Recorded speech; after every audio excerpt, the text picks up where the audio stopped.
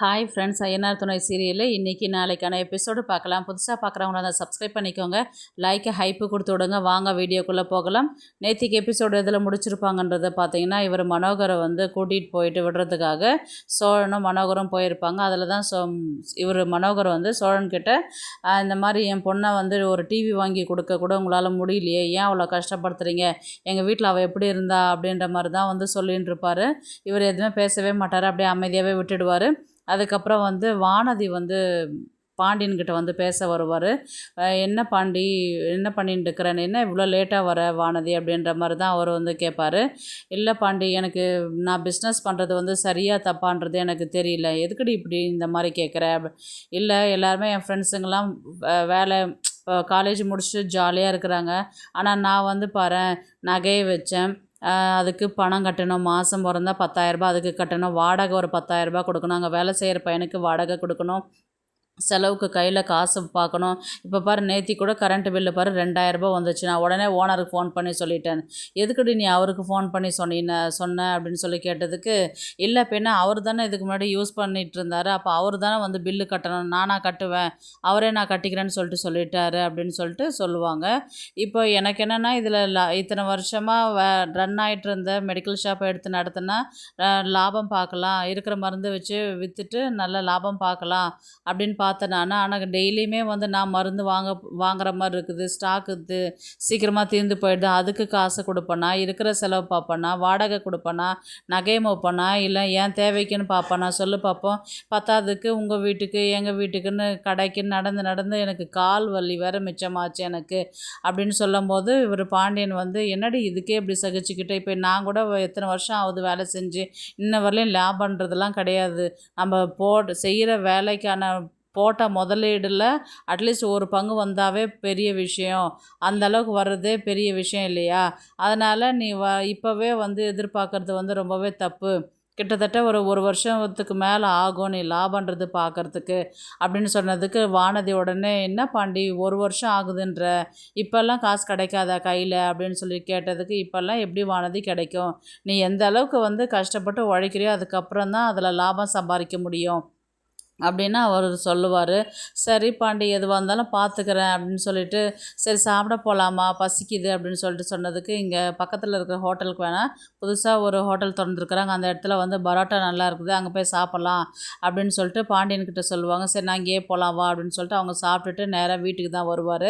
பல்லவனும் பாண்டியனும் ஃபோனில் பார்த்துட்டு, பல்லவன் சிரிச்சுட்டு இருப்பார், பாண்டியன் அமைதியாகவே இருப்பார். என்ன நான் அப்பப்போ ஆஃப் மைண்டுக்கு போய்ட்றேன், என்ன பிரச்சனை உனக்கு அப்படின்னு சொல்லிட்டு கேட்பாங்க.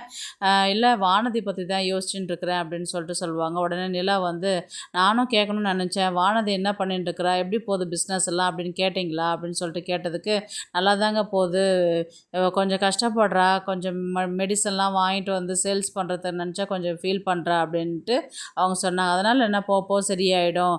உடனே சேரன் பொண்ணுங்கள்லாம் ரொம்ப சாமர்த்தியம்டா, பாரு பேசாத, இப்போ தான் காலேஜே முடித்தா அதுக்குள்ளே பிஸ்னஸ் பண்ணுற அளவுக்கு பெரிய ஆள் ஆகிட்டா, அதே மாதிரி நீயும் பெரிய ஆளாக வரணும், என்ன தான் இருந்தாலும் பொண்ணுங்க எல்லாத்துலேயுமே ஃபாஸ்ட்டு தான்டா அப்படின்ற மாதிரி தான் சொன்னதுக்கு, நான் ஒன்றும் தப்பாக சொல்லலைண்ணா, வாழ்க்கையில் முன்னேறட்டும், முன்னுக்கு போட்டோம், நான் ஒன்றும் தப்பாக சொல்லலையே, அதுக்கு சொல்ல வரலடா, நீங்கள்லாம் ஸ்லோவாக இருக்கிறீங்க, பொண்ணுங்கள்லாம் ஃபாஸ்ட்டாக இருக்கிறாங்கன்னு சொல்லிட்டு அண்ணன் சொல்ல வராருன்னு சொல்லிட்டு பல்லவன் சொல்லுவார்.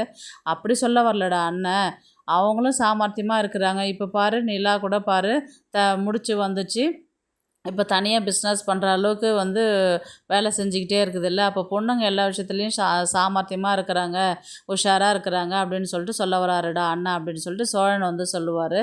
சரி ஏதோ ஒன்று வாங்க சாப்பிட்லாம் அப்படின்னு சொல்லிட்டு சாப்பிட்றதுக்கு போகும்போது அந்த நேரத்தில் நடேசன் வருவார். நில்லுங்க ஒரு நிமிஷம், நான் உங்ககிட்ட பேசணும் அப்படின்னு சொல்லிட்டு சொல்லுவார். என்ன பேச போகிறடா அப்படின்னு சொல்லிட்டு கேட்டதுக்கு, நீங்கள் எதுக்கு நிலாவுடைய அப்பாக்கிட்ட எல்லாம் வீட்டு விஷயத்தெல்லாம் போய் சொன்னீங்க அப்படின்னு சொல்லி கேட்டதுக்கு, எந்த விஷயம், இந்த மாதிரி டிவி வாங்கினது, கடனை அடைச்சது, வாங்காத போனது, இதெல்லாம் அவர் என்கிட்ட கேட்குறாரு, உங்களுக்கு வேணும்னா சொல்லுங்கள், நான் டிவி வேணால் வாங்கி தரேன் அப்படின்னு கேட்குறாரு. எனக்கு இது எவ்வளோ அசிங்கமாக போச்சு, அவர் நல்ல எண்ணத்தில் தான் கேட்குறாரு, அது வேறு விஷயம், இருந்தாலும் இது தேவையா நமக்கு, நம்ம வீட்டு விஷயத்தை எதுக்கு அவர் போய் அங்கே சொல்கிறாரு அப்படின்னு சொல்லிட்டு இவர் சோழன் நடேசனை பார்த்து கேட்பார். உடனே நிலாவும் கேட்பாங்க, நம்ம 2 பேரும் சண்டை போட்டது பேசாதது இருக்கிறது யாருக்கு, எங்கள் அப்பாவுக்கு சொன்னது நான் தாம்மா சொன்னேன் அப்படின்னு, நீங்கள் எதுக்குங்க அங்கே வீட்டில் இருக்கிற விஷயத்தெல்லாம் போய் அவர்கிட்ட சொல்கிறீங்க, சரி சோழன் உங்ககிட்ட அப்பா எதனா சொன்னாரா அப்படின்னு சொல்லி கேட்டதுக்கு அதெல்லாம் ஒன்றும் சொல்லல நிலா, அதெல்லாம் விடு, அதெல்லாம் ஒன்றும் பிரச்சனை இல்லை அப்படின்ற மாதிரி தான் வந்து சொல்லுவாங்க. உடனே சேரன் தான் சொல்லுவார், ஏன்ப்பா நம்ம வீட்டு விஷயத்தெல்லாம் வந்து 3வது மனுஷங்கிட்ட போய் சொல்கிறீங்க, எது வந்தாலும் நம்மளோட வச்சுக்கணும் இல்லையா அப்படின்ற மாதிரி தான் வந்து அவரும் திட்டிட்டு போவார். என்னடா ஆளுக்கு திட்டுறீங்க, நீங்கள்லாம் உங்கள் மனசில் என்ன நினைக்கிறீங்கன்றது, நீங்கள் உங்களுடைய ஆவி வந்து என்கிட்ட இருந்தால் மட்டும்தான் எனக்கு அதெல்லாம் பேச தோணும், இப்போ நான் இருக்கிறேன்னா நான் மட்டும்தான் பேசுவேன் அப்படின்ற மாதிரி தான் வந்து அவர் திட்டிட்டு வெளியில் போய் உட்காருவார். இவங்க நிலா கொண்டு போய் சாப்பாடு கொடுத்து விடுவாங்க, இந்தாங்க சாப்பிடுங்க அப்படின்னு சொல்லிட்டு சொல்லுவாங்க. அதுக்கப்புறம் அவராக தனியாக பேசுவார். இந்த வீட்டில் என்ன பேசணும் ஏது பேசணுன்றது எழுதி போர்டில் போட்டுருங்கம்மா, அதுக்கேற்ற மாதிரி நான் அதுக்கேற்ற மாதிரி பேசுகிறேன், உண்மையை சொன்னால் எல்லாருக்குமே கோவம் வருது, வாயே தரக்கூடாது போல், வெறும் சாப்பிட்றதுக்கு மட்டும்தான் வாய் திறக்கணுமா இந்த வீட்டில் அப்படின்ற மாதிரி தான் வந்து பேசிகிட்டு இருப்பாங்க. யார்கிட்ட நீங்கள் பேசிகிட்டு இருக்கிறீங்க, உங்கள்கிட்ட தான்மா பேசிகிட்டு இருக்கிறேன், இப்போ என்னம்மா எது வந்தாலும் இதை சொல்லணும் இது சொல்லக்கூடாது அப்படின்னு வீட்டில் சொல்லிவிடுங்கம்மா, இப்போல்லாம் நான் ஃப்ரீயாக இருந்தேன், இப்போ வந்து எல்லாம் நின்னா குத்தம், உட்காந்தா குத்தம், நடந்தா குத்தம் அப்படின்னு சொன்னால் என்னத்துக்கு அர்த்தம் இது அப்படின்ற மாதிரி தான் வந்து சொல்லுவாங்க. அவர் பாட்டுன்னு பேசிகிட்டே இருப்பாங்க, இவங்க பாட்டுன்னு கோச்சிக்கிட்டு நேராக உள்ளார வருவாங்க. சோழனும் நிலாவும் தான் ரூமில் உட்காந்து பேசிகிட்டு இருப்பாங்க. என்னாச்சுங்க, ஏங்க உம்முன்னு இருக்கிறீங்க அப்படின்னு கேட்டதுக்கு, இல்லை உங்கள் அப்பா வந்து இந்த மாதிரிலாம் கேட்டார், அவர் நல்ல இடத்துல தான் கேட்குறாரு, நான் இல்லைன்னு சொல்லலை, இருந்தாலும் நான் வந்து உன்னை சந்தோஷமாக வச்சுட்டுருக்கணும் இல்லையா, நான் அந்த மாதிரி செய்யலை இல்லையா, அவர் கேட்குறதுல நியாயமான விஷயமாக தானே இருக்குது அப்படின்னு சொல்லிட்டு இவர் சோழன் வந்து நிலாக்கிட்ட சொல்லுவார். அதெல்லாம் ஒன்றும் இல்லைங்க, டிவி எல்லாம் இருந்தால் மட்டும் சந்தோஷமாக என்ன சொல்லுங்கள் பார்ப்போம், எங்கள் வீட்டில் கூட தான் டிவி வசதின்னு சொல்லிட்டு எவ்வளோ வசதியாக இருக்குது, நான் நிம்மதியாக இருந்தேனா, இங்கே நான் ஜாலியாக இருக்கிறேன், சந்தோஷமாக இருக்கிறேன், எல்லாருக்கிட்டையுமே ஃபோன் இருக்குது, பார்த்துக்கலாம், படம் பார்த்துக்கலாம், எல்லாமே செஞ்சுக்கலாம், நீங்கள் ஏன் வந்து இந்த மாதிரிலாம் பண்ணுறீங்க, டிவி இருந்தால் தான் சந்தோஷமா, டிவி இல்லைன்னா சந்தோஷம் இல்லையா, நீங்கள் ஏன் தப்பாக யோசிக்கிறீங்க, எங்கள் அப்பா எதனா சொல்லியிருந்தாலும் அதெல்லாம் யோசிக்காதீங்க, விட்டுட்டு இருக்கிற வேலையை பாருங்கள், எனக்கு இங்கே தான் சந்தோஷம், எனக்கு இங்கே தான் நிம்மதி, இப்போல்லாம் நம்ம சாப்பிட்றோன்னா என்ன பண்ணுறோம், எல்லாம் ஜாலியாக உட்காந்து பேசிக்கிட்டு அரட்டை அடிச்சுக்கிட்டு சாப்பிட்டுட்டு கிண்டல் பண்ணிக்கிட்டு சாப்பிட்றோம் இல்லையா, இந்த சந்தோஷம் தான் உண்மையானது, நிலையானது, டிவி ஃபோன் எல்லாம் உண்மையானது கிடையாது அப்படின்னு நிலா வந்து சொல்லுவாங்க. நீ என்ன சொன்னாலும் அதை என்னால் ஏற்றுக்க முடியாது நிலா அப்படின்ற மாதிரி தான் சோழன் வந்து சொல்லுவார். உடனே நிலா வந்து என்ன சொல்லுவாங்கன்னா, சரி எதையும் யோசிக்காதீங்க, போய் படுங்க, எனக்கு ரொம்ப டயர்டாக இருக்குது, லைட் ஆஃப் பண்ணிவிட்டு போங்க, ஃபோனை ரொம்ப நேரம் பார்த்துட்டு இருக்காதீங்க, சீக்கிரமாக வந்து படுங்க அப்படின்னு சொல்லிட்டு சொல்லுவாங்க. சோழன் நேராக போயிட்டு மனோகருக்கு தான் கால் பண்ணுவார். ஹலோ, நான் தான் சோழன் பேசுகிறேன், தெரியுது மாப்பிள்ள, என்ன விஷயம் சொல்லுங்கள், இல்லை நான் சொன்ன விஷயத்த வந்து யோசிச்சிருப்பீங்கன்னு நினைக்கிறேன், அதனால தான் கால் பண்ணுறீங்க தெரியுது, என்ன விஷயம் சொல்லுங்கள் அப்படின்னு சொல்லிட்டு சொன்னதுக்கு, நான் என் பொண்டாட்டியை வந்து தனி கொடுத்தனை வச்சு வீட்டுக்கு தேவையான பொருளெல்லாம் வாங்கி போட்டு அவளை நான் சந்தோஷமாக வச்சுப்பேன் அப்படின்ற மாதிரி சொன்னதுக்கு மனோகர் வந்து சிரிப்பார். நடக்கிற விஷயமா பேசுங்க மாப்பிள்ள, எதுக்கு தேவையில்லாதெல்லாம் இப்போ நைட் நேரத்தில் எனக்கு காமெடி பண்ணுறீங்க, என்னால் சிரிப்பை அடக்க முடியல அப்படின்ற மாதிரி சொன்னதுக்கு, இப்போ இதில் சிரிக்கிற விஷயம் ஒன்றுமே இல்லையே, என் பொண்டாட்டியை நான் சந்தோஷமாக வச்சுப்பேன், இதை நீங்கள் பார்க்க தான் போகிறீங்க, அந்த புது வீட்டில் நான் பால் காய்ச்சுவேன், அதுக்கு கெஸ்ட்டாக நீங்கள் வாங்க அப்படின்ற மாதிரி தான் இவர் கோவத்தில் ஃபோனை பேசிட்டு வச்சுருவார். அடுத்த நாள் வந்து பாண்டியனும் இவரும் போயிட்டு டூலெட் போர்டு வந்து பார்த்துட்டு இருப்பார். அந்த இடத்துல நீங்கள் என்ன வேலை செய்கிறீங்கன்னு சொல்லி கேட்டதுக்கு, டிரைவராக இருக்கிறேன்னு சொல்லி சொன்னதுக்கு, டிரைவருக்கெல்லாம் நாங்கள் வீடு கொடுக்க மாட்டோம், நீங்களாம் மாதம் பிறந்தா ஒழுங்காக சம்பளம் தர மாட்டீங்க, 25,000 வாடகை, 2 லட்ச ரூபாய் அட்வான்ஸு, இது கொடுக்குறதா இருந்தால் பேசுங்க, இதுக்கப்புறம்லாம் உங்களுக்கு மரியாதையே கிடையாது, வெளியில் கிளம்புங்க அப்படின்னு சொல்லிட்டு சொல்லுவாங்க. எவ்வளோ திமிரு பாருடா, டிரைவர்னால் வேலை கொடுக்க மாட்டான், நான் டிரைவர்னால் சம்பாதிக்கிறான் தானே, அவன் சம்பாதிக்காத என்ன போயிடுவான் அப்படின்னு ஏமாத்திடுவானா அப்படின்ற மாதிரி தான் வந்து சோழன் வந்து பாண்டியன்கிட்ட சொல்லுவாங்க. இது ரொம்ப நாளாக இங்கே தாண்டா டூலெட் போர்ட் போட்டிருக்குது, நான் எத்தனை நாள் கடைக்கு போகிறேன் வரேன், நான் பார்த்துட்டு இருக்கிறேன் இல்லையா, யாரும் வர்றதே கிடையாது, இவ்வளோ அமௌண்ட்டு சொன்னால் யார் வருவா, இவங்க வீடு இவங்களே வச்சுக்கிட்டோம் அப்படின்ற மாதிரி தான் வந்து சோழன் வந்து சொல்லிவிட்டு அங்கேருந்து கிளம்பி போவார்.